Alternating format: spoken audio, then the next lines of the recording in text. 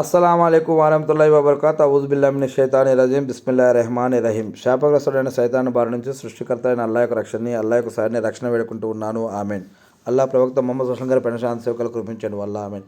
ఎవరికైనా సరే చెయ్యి నొప్పి, మెడ నొప్పి ఇటువంటివి ఏవైనా ఉంటే గనక ప్రవక్త ముహమ్మద్ సల్లల్లాహు అలైహి వసల్లం గారు ఒక విషయం చెప్పారంటూ ఇక్కడ చూస్తూ ఉన్నాం. ముఖ్యంగా ఒక విషయం అల్లాహ్ సుబ్హానహు వ తఆలా ఖురాన్లో తెలియజేస్తూ ఉన్నారు. ఒక విషయం, ఈ యొక్క ఖురాన్ మీకు మార్గదర్శిని మరియు ఆరోగ్యప్రదాయిని అని కూడా చెప్పడం జరిగింది. అంటే మరి ఇది అనేక రకాలకి మార్గం.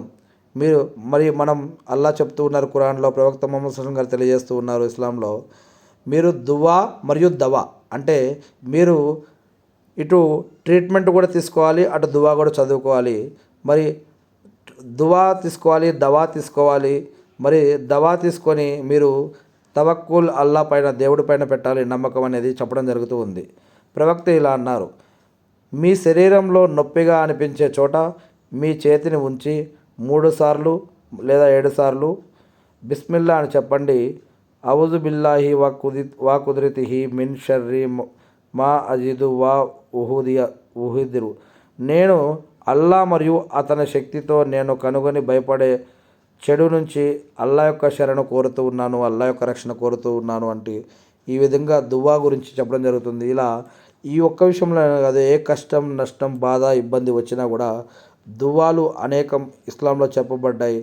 మరి అల్లాని క్షమించమని అడగాలి, అల్లాని తారీఫ్ చేయటం, అల్లాని ఆరాధించటం, అర్థించటం, మనకు కావాల్సిన విషయం అల్లాని అడగటం, ఆయనతో చెప్పుకోవటం.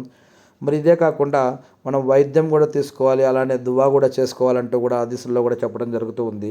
ఏది ఏమైతేనేమి నేను సృష్టికర్త అయిన అల్లాని ప్రార్థిస్తూ ఉన్నాను. అల్లా ఎవరైతే నీ యొక్క దాసులు, అల్లా ఎవరైతే అనారోగ్యంతో ఇబ్బందులు పడుతూ ఉన్నారో, ఎవరైతే అనేక రకాల హాస్పిటళ్ళల్లో కానీ ఇంట్లో కానీ అనేక రకాల మంది అనేక రకాల అనారోగ్యాలతో బాధపడుతున్నారో అటువంటి నీ యొక్క దాసులందరిపైన శాంతి సౌఖ్యాలు కురిపించి వారికి సబర్ని, ఓపికని, ధైర్యాన్ని, సహనాన్ని ప్రసాదించండి వల్ల, వారి యొక్క ఆరాధనలు, మా యొక్క ఆరాధనలన్నీ స్వీకరించండి వల్ల, ముహమ్మద్ సల్లల్లాహు అలైహి వసల్లం గారిపైన శాంతి సౌఖ్యాలు కురిపించండి వల్ల, మా పాపాలను క్షమించండి వల్ల, మమ్మల్ని నరకం నుంచి రక్షించి మా అందరికీ స్వర్గభాగ్యం ప్రసాదించండి వల్ల. ఆమీన్.